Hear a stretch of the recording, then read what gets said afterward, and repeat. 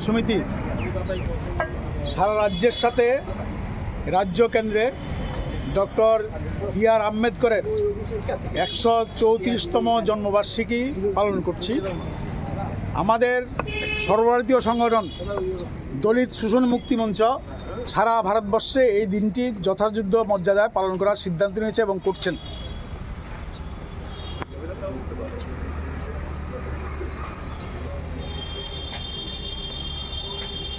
আজকে আম্বেদকরের জন্মদিন পালন এটা অত্যন্ত গুরুত্বপূর্ণ।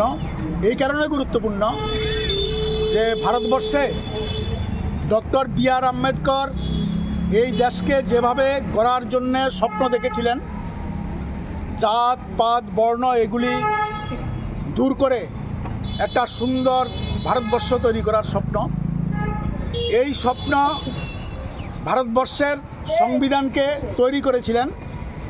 আজকে আমাদের দেশে তার যে স্বপ্ন, এই স্বপ্নকে চুরমার করে দেওয়ার জন্য, বিশেষ করে আমাদের দেশের যে ঐক্য সংগতি ধর্মনিরপেক্ষ রক্ষার জন্য যে সংবিধান, এটাকে আজকে পাল্টে দেওয়ার জন্য একটা শক্তি প্রতিনিয়ত চেষ্টা করছে।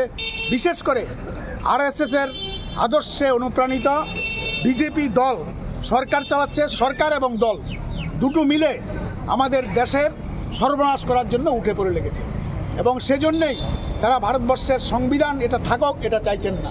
এবং এটা নতুন না।